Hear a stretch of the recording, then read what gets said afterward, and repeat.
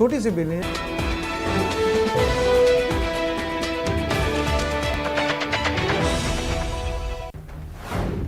भर्ती परीक्षाओं में गड़बड़ी करने वालों की खैर नहीं। राज्य सरकार लाएगी अध्यादेश, सख्त होगा कानून।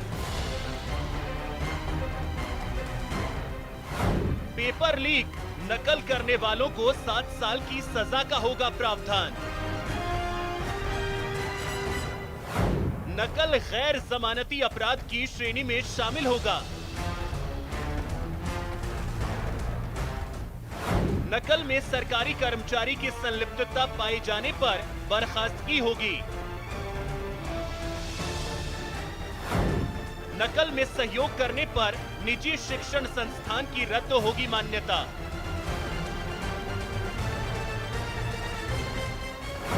क्या कानून बदलने से रुक जाएगी नकल?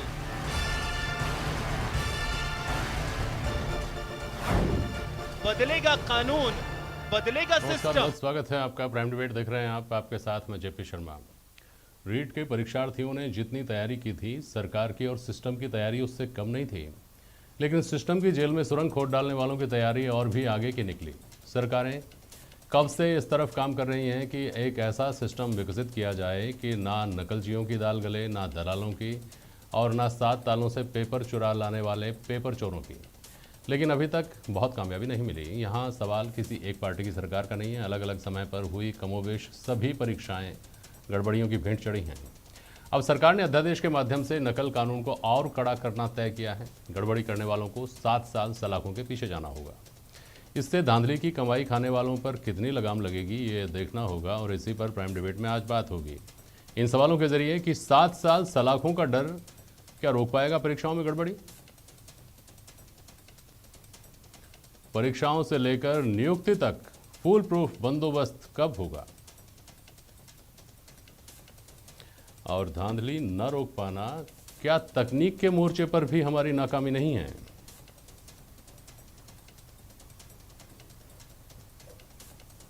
हमारे साथ स्वर्णिम चतुर्वेदी जी हैं, कांग्रेस के प्रवक्ता। पंकज जोशी जी हैं, भारतीय जनता पार्टी के प्रवक्ता। विनोद यादव साहब हैं, आप स्टाफ सिलेक्शन बोर्ड के रिटायर्ड मेंबर हैं। और मिथिलेश जैमिनी जी हैं, वरिष्ठ पत्रकार। बहुत स्वागत है आप सभी का। और बहुत स्वागत इस फैसले का भी किया जा रहा है स्वर्णिम चतुर्वेदी जी कि अब सज़ा को और सख्त कर दिया जाएगा। क्या पता भय से कुछ फ़र्क आ जाए, लेकिन इस आशंका के साथ कि अभी तक का तजुर्बा ये कहता है कि कानून बना दिए जाने या कानून को और कड़ा कर दिए जाने से बहुत फ़र्क परिस्थितियों में नहीं आया है, अपराधों में नहीं आया है।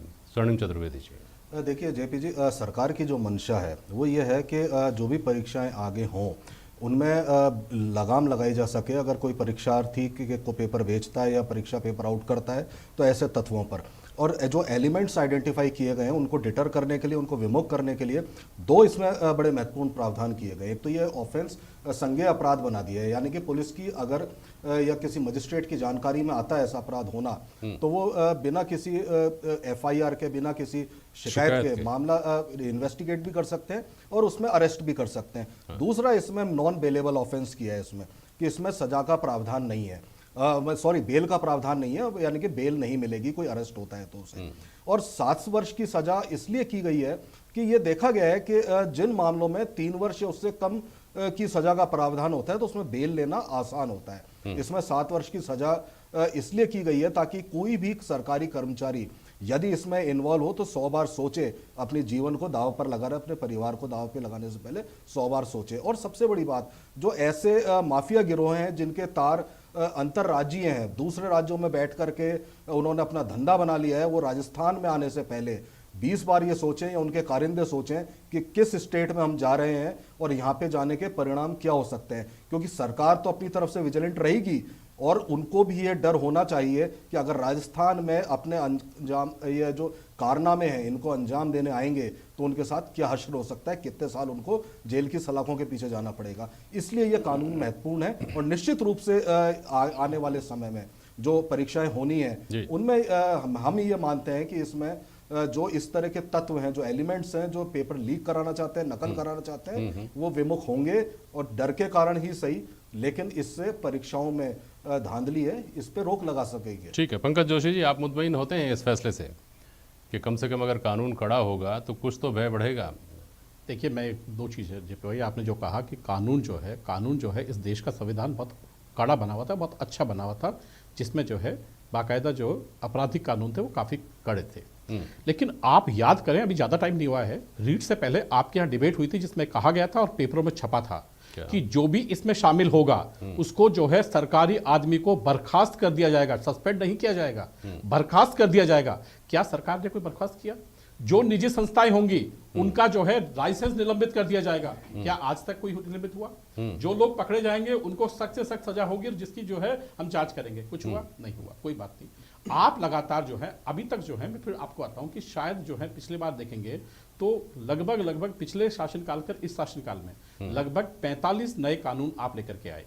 45 कानूनों में से 4-5 कानून तो ऐसे थे जो रोजाना आम जिंदगी में पढ़ते हैं। जैसे आपने कहा काम की गारंटी का कानून एक लाए थे जब मैं निगम में मेयर था। आज भी निगम के चक्कर काटते काटते 2009 में मैं यहाँ से हट गया, लेकिन आज भी 21 में जो है आपको जो है प्रशासन शहरों के संग और गांव के प्रशासन गांव के संग लगाना पड़ता है। क्यों? क्योंकि वहाँ काम नहीं होता। जिसकी गारंटी आपने 7 दिन की दी थी, 15 दिन की दी थी, वो गारंटियां फेल होती नजर आ रही हैं। अब मैं आपको बात करता हूँ कि जो आपने कहा इन चीजों की, कि जिस तरीके से गाना है ना कि मझधार में डूबे नैया तो उसे माझी पार लगाए, लेकिन जिस नैया को माझी डुबोए उसको कौन पार लगाए? तो मुझे बताइए कि जिस इस नैया को डुबोने वाले जिन लोगों पर आरोप लगे, चाहे वो आरएस भर्ती के लगे हों चाहे लगे हों, क्या एक पर भी कार्रवाई हुई? कौन लोग थे जो कानून बनाने वाले लोग थे, उन पे आरोप नहीं लगे? क्या उन्होंने कोई अपनी सुचिता दिखाई? क्या उन्होंने कोई इनके ऊपर कार्रवाई हुई? क्या उन्होंने कोई जांच को आगे दिया?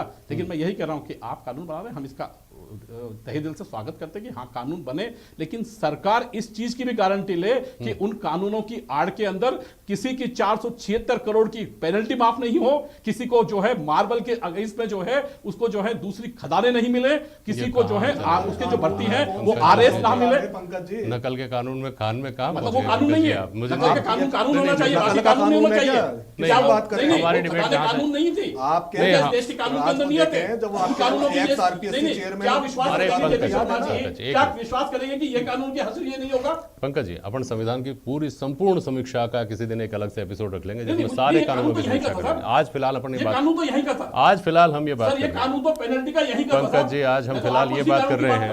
जो खुद अच्छा मुझे बताइए पंकज जी, मुझे बताइए, ये जो मांग आप रख रहे हैं कि फला की गिरफ्तारी हो, फला की गिरफ्तारी हो, फला का इस्तीफा हो, ये सब हो जाए, अगर आप इस बात की गारंटी लेते हैं क्या कि अगली परीक्षा में किसी तरह की धांधली नहीं होगी? पंकज जोशी जी, उसके लिए क्या प्रयास करने पड़ेंगे? उसके लिए किस दिशा में जाना पड़ेगा? जिसमें से एक रास्ता सरकार ने बताया कि हम कानून कड़ा करेंगे। नहीं, मैं आपसे गारंटी इसलिए मांग रहा हूं क्योंकि आप सरकार में रहे और आप आगे सरकार में आने की आकांक्षा रखते हैं। आप आगे सरकार में आने की आकांक्षा रखते हैं। गारंटी दी, आपके यहाँ भी पेपर लीक हुआ है। हाँ, गारंटी दी है हमने। फरवरी 2018 में रीट का पेपर लीक हुआ था, फिर कोर्ट में भी गया था, फिर अगस्त तक 6 महीने तक नियुक्तियां लंबित रही थी। इसलिए ये मत कहिए कि आपके समय में नहीं हुआ। कोर्ट ने क्या कहा था? मैं बात यहाँ, आप बताइए ना, कोर्ट ने क्या कहा था? मैं कह रहा हूँ, ये कह रहा हूँ ना, उस कानून में क्या कोर्ट ने कहा था कानून कमजोर है?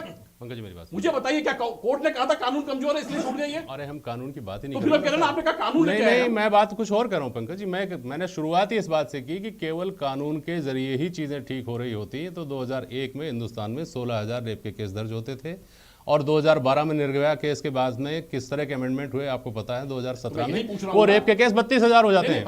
उसमें केवल राजस्थान की बात नहीं है, वो हिंदुस्तान के सभी राज्यों की बात है, वो सभी राज्यों की बात है, वो सभी राज्यों की बात है। 2 दिन पहले जो है रमेश गुजर की हत्या नहीं हुई क्या?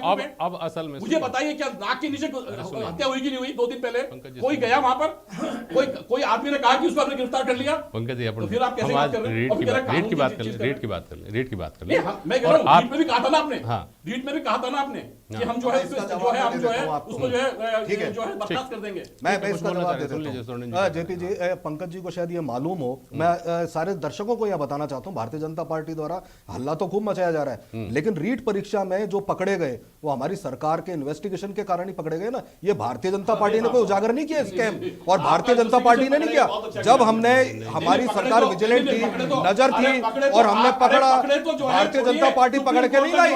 और जब हमने पकड़ लिया, उसके बाद ये जांच करके कहते हैं कि साहब अब ये करो, अब वो करो, आपने भैया जो है इन्वेस्टिगेशन लगातार अरे जारी है स्वर्णिम जी, और सब पे कार्रवाई हो रही है। स्वर्णिम जी, मैं जनता को बताना चाहता हूं कि जिस व्यक्ति को लोअर कोर्ट ने जमानत नहीं दी, हाई कोर्ट ने जमानत नहीं दी, सुप्रीम आपने कोर्ट ने पकड़ा जमानत क्या? नहीं दी, आपके पास कोई सबूत है क्या? आपके पास किसी के सबूत दे रहा हूं मैं हाँ, आपको, दीजिए यहाँ पे, मैं सबूत दे रहा हूं किसके आपको, खिलाफ कि सबूत क्या दे मुझे दीजिए। बताइए। आप आरोप अरे न मैं दे रहा हूं लगाएं, आपको, क्योंकि आरोप तो हमने लगा सुन करके लीजिए, लोगों को अरे मैं पकड़ा। कह रहा हूं, सुन लीजिए, अरे आपने सबूत मुझे दे बताइए, सकते हाँ, ये कहते हैं, हैं आप कि केवल मैं राजनीति कह रहा हूं, कर जिस सकते चैनल हो, पे आप बैठे क्योंकि हैं, आप वो ये लोग कहते जो है हैं कि हाँ, ये ना, मैं जब आरोप लगा रहा हूं, इतने लगा रहा हूं। भव्य आयोजन हुआ, मैं कहूं, भव्य चैनल कहते हैं कि परीक्षा हाँ, हुई, गलत आरोप उसके लगा बाद रहा हूं। आप लोगों जिस के व्यक्ति को तो आपने- सन्निपात की स्थिति में मैं आप क्या चले कह रहा गए हूं थे। आपको? अब मेरी बात हमारे सुनिए, एक- एक मिनट स्वर्णिम जी, पंकज जोशी जी मेरी बात सुन लीजिए। अगर आपकी दिलचस्पी, आपकी पार्टी की दिलचस्पी सिर्फ यहीं तक है कि आप ये साबित कर दें कि रेट का पेपर आउट हुआ था, तो एक अलग बात है, फिर लड़ाई लड़ते रहिए, अदालत में लड़ लीजिए और स्टूडियोज़ में लड़ लीजिए, सड़कों पर लड़ लीजिए।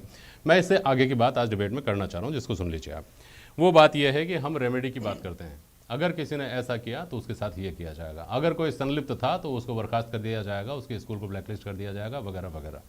बात रेमेडी की है, बात वैक्सीन की वो नहीं। वो ल्यूफोल्स क्या हैं? एक दौर में पर्ची लिखकर ले जाना ही नकल करने का सबसे बड़ा माध्यम था। जब हम बचपन में थे तब पर्ची ले जाना बहुत बड़ा गुनाह था।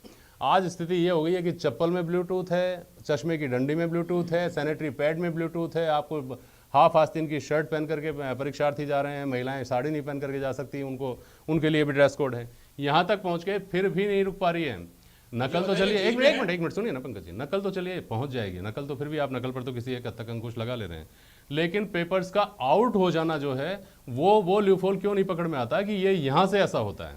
कोई भी जवाब दे दीजिए। हाँ सुनिए, बोलिए। मुझे बताइए, चार्टर्ड अकाउंटेंट मैं सीए हूं, मुझे बताइए 2001 से लेकर के 2021 तक कितनी बार सीए के पेपर आउट हुए? क्या कोई बाहर से एजेंसी आती है, अमेरिका से आती है या कहीं और से आती है? हाँ ठीक है। सीएस का कौन सा पेपर आउट हुआ? हाँ। आईसीडब्ल्यू कौन सा पेपर आउट हुआ? हाँ। नीट के कितने पेपर आउट हुए? जेई के कितने पेपर आउट हुए? और ठीक है। यूपीएससी के कितने पेपर आउट तो हुए? बताइए ना क्या होता है उनमें कौन सा विज्ञान है जो आप तो उसका उपयोग करते थे 2013 से 18 तक और ये नहीं कर पा रहे हैं, वो बताइए ना। हर एक पेपर में आ रहे हैं ना, बताइए ना वो क्या है। हाँ तो वो क्या था? सारे पेपर कराए हैं ना। अरे तो भाई साहब वो नुस्खा सार्वजनिक करिए ना, और सार्वजनिक तो कम से कम सरकार को तो दीजिए, दूसरी सरकार को तो दीजिए। आप दे रहे हैं, कह रहे हैं हमको कि क्यों नहीं आपको करते इतना सा कार्रवाई? बता दो कि आपकी जब सरकार थी, आरजेएस पेपर लीक हुआ तो कोर्ट को क्यों आदेश देना पड़ा जो आरपीएससी के चेयरमैन थे तत्कालीन कि उनको अरेस्ट किया जाए? आपकी सरकार ने तो बचाने की हबीब खान गोरान को पूरी मदद की थी। अरे तो भैया ये हुआ ना बनाया पेपर किसने आउट? था? इब्राहिम कितने खान पेपर को आउट यार हुए बताइए, बताऊं बताने आपको? को तो किसी- आपके यहाँ पे आप आरपीएससी के बताइए, पेपर आप आउट होते भूल थे, गए बिहार से भैया। मास्टरमाइंड अरे बनाया भैया था। भूल गए आप, और आज पूछिए अपने- हिम्मत नहीं होगी। अरे भैया जाकर के और आपको आप लिखती सी बता दो, किनके मित्र हैं? आप और किसने कानून बनाया के था? पक्ष में ठीक है, हो, ठीक है। इसलिए आपको पता ठीक है, नहीं गड़े चला। मुर्दे मत आते आज। बताइए। अरे कुरान पे आप सुनिए, गड़े मुर्दे मत उखाड़िए। विनोद यादव साहब, विनोद यादव साहब, विनोद यादव कुरान साहब को साहब, किसने सुनिए बनाया सुनिए था? सुनिए, विनोद यादव कितने लोग बने साहब, थे? अरे एक मिनट सुनिए तो विनोद यादव साहब, देखिए इन बातों का कोई मतलब नहीं है। जो बातें राजनीति की बातें आपस में एक दूसरे के ऊपर कभी साबित नहीं हो सकती। इसको एक निष्कर्ष तक ले जाने के लिए ये समझना जरूरी है कि ये कौन सा रास्ता बच जाता है, सारे छेद बंद कर देने के बाद वो कौन सा छेद बच जाता है जिससे पेपर लीक हो जाते हैं, जिसका पंकज जी कह रहे हैं कि फला परीक्षा में नहीं होता, फला परीक्षा में नहीं होता, फला परीक्षा में नहीं होता, तो वहाँ क्या इंतजाम कर दिए जाते हैं और यहाँ क्या गड़बड़ियाँ रह जाती हैं? विनोद यादव साहब। मैं बताऊं सर आपको, एग्ज़ाम हमने भी करवाए, 35,000 नौकरियां दी थी जब मैं मेंबर था। हाँ। तब हमने शुरू की पटवारी के एग्ज़ाम में तो हम सुप्रीम कोर्ट तक फंस गए थे, क्योंकि वो उसमें कुछ लेगुना था। हाँ। लेकिन कुछ बच्चे ले गए उसको सुप्रीम कोर्ट तक, तो हमारे 8 महीने खराब हो गए उसमें। और 8 महीने खराब होने के बाद में हमने 2 साल में 35,000 की तो अपॉइंटमेंट दिलवा दिए थे। ऐसा क्यों हुआ? एक तो कोर्ट में नहीं गया केस, क्यों नहीं गया? आज क्यों जा रहे हैं कोर्ट में केस? बताइए ना। एक वजह क्वेश्चन बताइए, हाँ। मान लो गलत हो जाता है तो बच्चे पूरा एग्जाम हेल्डअप करवा देते हैं। हाँ। हम खुद मेंबर एक्सपर्ट पर भी विश्वास नहीं करते, पेपर सेटर पर भी विश्वास नहीं करते थे। हाँ। आज के अधिकारी ये जो काम कर रहे हैं, हाँ। मेंबर कोई ध्यान नहीं देता। मैं आपको, ये सब जिम्मेवारी चेयरमैन मेंबर की होती है। मैं आपको, अच्छा। हम खुद बैठते थे और हम पेपर सेटर पर भी विश्वास नहीं करते थे, आंसर की का एक्सपर्ट पर भी नहीं करते। गूगल देखते, सब कुछ देख के और देखने के बाद में तय करते कि भाई ये आंसर की बनी है। उसको हम लेके जाते बोर्ड में सारे के साथ, फिर डिस्कस करते और उसको बच्चों को दिखाते थे कि भाई ये आंसर की बनाई है, इसमें किसी को कोई तकलीफ हो, कोई गलत हो बना रहे हो तो आप विद रेफरेंस हमारे पास आओ। और हमारे पास विद रेफरेंस आते, फिर हम दोबारा एक्सपर्ट्स को बुलाते। एक हमारा कोई केस किसी अफसर के मामले में कोर्ट में गया नहीं, एक बात। दूसरी बात, आपके पेपर आउट क्यों होते हैं? कहीं ना कहीं आपके चेयरमैन की, ये कौन करवाता है? पेपर कैसे बनता है? ये लोगों को पता भी नहीं। मैं आपको बताऊं, चेयरमैन को पेपर का पता नहीं होता। मैं आपको बताऊं, चेयरमैन को पता कैसे नहीं आता? जैसे एक पेपर है, उसमें 5 टाइप के क्वेश्चन है, जीके का है, अंग्रेजी का है, हिंदी का है, मैथ्स का है। हाँ। तो उसमें सबसे हम एक्सपर्टों से अलग अलग बनवाते हैं और उसको विनोद ऐसा जी, नहीं अभी पता- तो आप बता रहे थे कि हमको दिखाया जाता था, हम उसको चेक नहीं, करते थे, दिखाई आजकल कौन बोर्ड के दिखा- मेंबर ध्यान नहीं कहाँ? देते, और नहीं, अब आप नहीं, कह रहे हैं नहीं, चेयरमैन मैं को भी कह- नहीं बताया जाता। मैं कह रहा था पेपर की सुनो तो सही आप, हाँ। बाकायदा उसको पेपर सेटर को ही हम लिफाफा देते थे और ऐसे देते तो सीधी उसमें प्रेस में खुलती थी। तो ये काम करता था केवल चेयरमैन का, ये सिक्रेसी का काम है, चाहे आरपीएससी हो चाहे स्टेट सिलेक्शन बोर्ड हो, ये काम चेयरमैन का है। अब सवाल इस बात का है कि आपके पेपर आउट क्यों हो रहे हैं? कहीं ना कहीं या तो आपका प्रेस वालों से कोई मिला हुआ है, ये भाई उसको पता कैसे लगा कि ये इस यहाँ पेपर सेट कर रहे हैं? ये समय कि ये कहीं ना कहीं तो ये तो पकड़ में नहीं आ रहा। ये 5 साल ये रह लेते हैं, 5 साल ये रह लेते हैं, कानून कड़े हो जाते हैं, आरोप प्रत्यारोप हो जाते हैं, सड़क हो जाती है, थाना तहसील हो जाते हैं, कोर्ट कचहरी हो जाती है। लेकिन ये बात सर मैं आपको बताऊं, एक पेपर आप आउट क्यों नहीं नहीं हुआ, किया? एक कोर्ट में इसके ऊपर केस क्यों नहीं नहीं गया आपने काम किया? और क्यों नहीं उन्होंने काम 35,000 किया? का रिजल्ट दिया हमने। तो आपके समय भी आरपीएससी की जो एग्जाम हुई थी, ठीक है, स्टाफ सिलेक्शन बोर्ड की बात कर रहे हैं विनोद यादव, लेकिन आरपीएससी के एग्जाम में क्या ध्यान दिया नहीं, पकड़ में आई थी क्या भाजपा कार्यकाल में? बोर्ड का नाम एक मिथिलेश जैमिनी जी। देश में 1 नंबर का था वो। मिथिलेश जैमिनी जी, आपको मेरी आवाज सुनाई दे रही है क्या?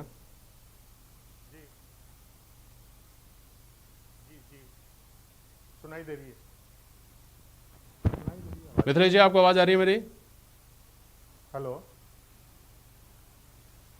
हाँ आ रही मिथिलेश है। जी, मेरी आवाज़ अगर आप सुन पा रहे हैं तो मुझे बताइए। देखिए, गंगा रही नहाने की आवाज़। परिभाषा सबके लिए अलग अलग होती है, लेकिन क्या ऐसी जो परिस्थितियां बन गई हैं कि एक परीक्षार्थी जो एक परीक्षा का फॉर्म हाँ, आ रही भरता है। है, वहां से लेकर नियुक्ति पत्र, अगर वो अभ्यर्थी इस एलिजिबल है, वो अगर कम्पीट करता है तो वो नियुक्ति पाले, यानी परीक्षा आराम से हो जाए बिना किसी धांधली के, पेपर आउट होने का आरोप नहीं लगे, पेपर कैंसिल नहीं हो, परीक्षा कैंसिल नहीं हो, फिर कोर्ट कचहरी में कोई एक आध क्वेश्चन के उत्तर गलत हो जाएंगे तो मामला कोर्ट में चला जाएगा और फिर 1-2 साल उसमें लग जाएंगे। कब की परीक्षा और कब जाकर के नियुक्ति मिलती है, और वो भी मिले तो मिले, नहीं तो मामला चलता रहे, उस परीक्षा को रद्द कर दिया जाए।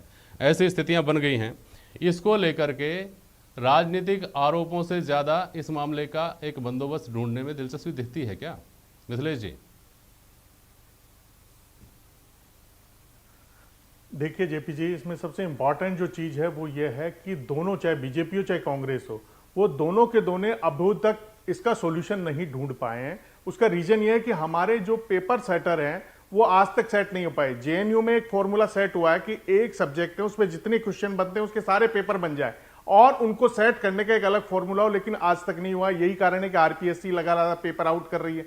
अब आप मुझे बताइए कि जिन्होंने एसआई का पेपर आउट हुआ, जेईएन का पेपर आउट हुआ, रीट का पेपर आउट हुआ, क्या कानून का डर नहीं था? क्या उन मासूमों का क्या दोष है जो 3 साल से रीट की तैयारी कर रहे थे? जो रीट में एक लेकुना और फंस रहा है कि बीएसटीसी किए हुए लोगों को फर्स्ट स्टेप में शामिल बीएड वालों को कर लिया, वो चल रहा है। तो तमाम जो बेरोजगारों के साथ छलवा हो रहा है, राजस्थान आज बेरोजगारी में पूरे देश में नंबर 2 पर है। तो केवल कानून बनाने से हम जंग नहीं जीत जाएंगे। क्या जो पेपर बनाने वाले पूरी तरह ईमानदार हैं? क्या जो कोचिंग सेंटर हैं और आरपीएससी या जो सिलेक्शन कर्मचारी बोर्ड है उनमें सेटअप नहीं है? क्या जो एक मुद्दा उठाया है राज्यसभा के जो सांसद है भाजपा के किरोड़ीलाल मीणा ने कि प्रदीप पाराशर जो निजी व्यक्ति थे उनको रीट का वो बनाया गया, उनकी पत्नी को भी राजस्थान विश्वविद्यालय में सिंडिकेट में मेंबर बनाया। तो जो मुद्दे उठे वो जनता के बीच में, और बेरोजगार बेहद हताशा में है, उसे कोई परमानेंट सॉल्यूशन चाहिए। कानून की मीठी गोली उन्हें राहत नहीं देने वाली है। वो 3 साल का आज तक एक कानून बता दे कि 3 साल की किसी को सजा मिली हो, चाहे बीजेपी वाले बता दे चाहे कांग्रेस वाले बता दे कि एक किसी को सजा मिली हो। और पति पत्नी को आप ऑब्लाइज करिए, कोई बात नहीं, आपकी सरकार है, लेकिन केवल राजस्थान विश्वविद्यालय में भी हुआ है। प्रदीप पाराशर जी की पत्नी सिंडिकेट मेंबर है राजस्थान विश्वविद्यालय में, और जब एक कानून पास हो रहा है जैसे सरकार में बहुत बड़ा संकट पैदा हो सकता है, आर्थिक संकट, राजस्थान विश्वविद्यालय की बिल्डिंग बिक सकती है। रिटायर्ड प्रोफेसरों को पदोन्नति देने के मामले में राज्य सरकार के तमाम आदेशों को रद्द किया गया। अमीन कागजी की बात नहीं सुनी गई, राम लखन मीणा की बात नहीं सुनी गई, और प्रतिभा पाराशर जो प्रदीप पाराशर जी की पत्नी है। तो जो कुल मिलाकर जो पूरा सिस्टम है, जो आप कह रहे हैं कि फुल प्रूफ सिस्टम कब बनेगा? फुल प्रूफ सिस्टम जब बनेगा जब हम ईमानदार लोगों को, जितने लोग आरपीएससी एसएसबी में बनाए जाते हैं उनमें कितने शिक्षाविद हैं आप निकाल लीजिए निचोड़, कितने उनमें जो एग्जाम सिस्टम को जानते हैं। एक नहीं कहना चाहता कि एक डीजीपी, एक हनुमान बेनीवाल ने एक सवाल उठाया था कि जितने भी आरपीएससी के सदस्य हैं और अध्यक्ष रहे, उनकी सीबीआई जांच होनी चाहिए पूरे के पूरे सिस्टम की। तो आज तक यूपीएससी से सिलेक्शन करवाइए ना आप, आरपीएससी का चयन करने के लिए आप इसको राजनीतिक नियुक्तियों का अखाड़ा क्यों बना रहे हैं? आप कोई सिस्टम जैसे हाईकोर्ट जज का कोलोजियम बनता है, वैसा कोई कोलोजियम बना दीजिए ना, जो आरपीएससी के अध्यक्ष का चयन करे, एसएसबी का चयन करे। अब मैं मुख्यमंत्री का खास हूं, मुझे बना दिया, मैंने आज तक मेरी जिंदगी में कोई एग्जाम लिया नहीं। तो आप पूरे सिस्टम को तो खुद ने कोलैप्स कर रखा है, राजनेताओं, चाहे बीजेपी हो चाहे कांग्रेस हो, इन दोनों ने मिलकर पूरे सिस्टम को कोलैप्स कर दिया और बातें बड़ी बड़ी करते हैं कि हम ऐसा अध्यादेश ले ख्याल आएंगे। रखा ही जाना चाहिए कि कानून का केवल बनना महत्वपूर्ण नहीं है, वो किस तरह से इम्प्लीमेंट होता है, किस तरह से उसका इस्तेमाल होता है, उसका ज़मीन पर उतरना किस तरह से दिखता है। नहीं तो कानून तो रोडवेज की बसों में 4 जगह लिखा रहता है 3 महीने की कैद, 500 रुपये जुर्माना। आज तक नहीं सुना कितने लोगों को 3 महीने की कैद रोडवेज में बिना टिकट यात्रा करने पर हुई है। बहुत शुक्रिया आप सभी का आज प्राइम डिबेट में शामिल होने के लिए। आज के लिए बस इतना ही, नमस्कार।